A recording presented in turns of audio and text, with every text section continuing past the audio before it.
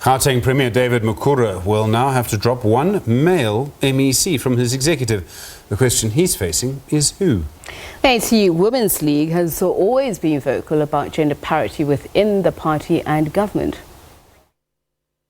At its previous NEC meeting, the ANC's highest decision-making body deliberated on the structure of the Gauteng cabinet. The party's Women's League had raised concerns over the Gauteng ANC's failure to adhere to agreed decision that where the Premier is male, 60% of the cabinet must be women. And the province, which had a 50-50 representation, will have to implement the NEC's decision. Yes, we discussed Gauteng. The policy of the ANC is a 50% parity between men and women in all structures of the ANC right across the board.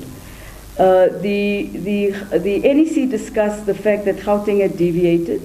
The NEC also acknowledged the fact that the Gauteng matter was brought to the NWC. They had explained themselves and they were forgiven, if I might say.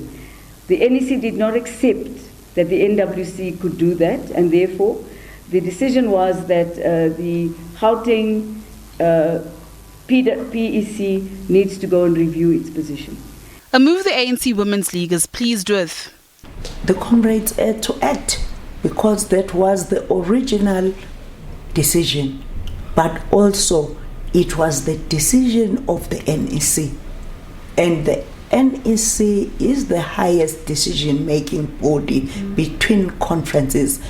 But also, this is a test to South Africans, and you cannot allow an organization that is leading and that has been showing some light and commitment on the issues of women to renege. So this is the test to the ANC itself, to the commitment of the emancipation of women. One of these 5 MECs will have to get the chop. Lebgang Maile is known to have strong support within the PEC, while Education MEC Panyaza Lesufi is the public's favorite.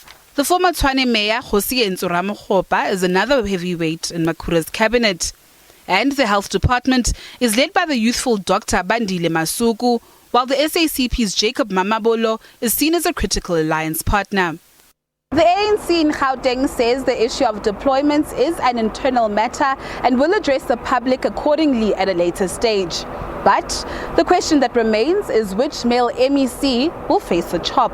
Natasha Piri, SABC News, Johannesburg.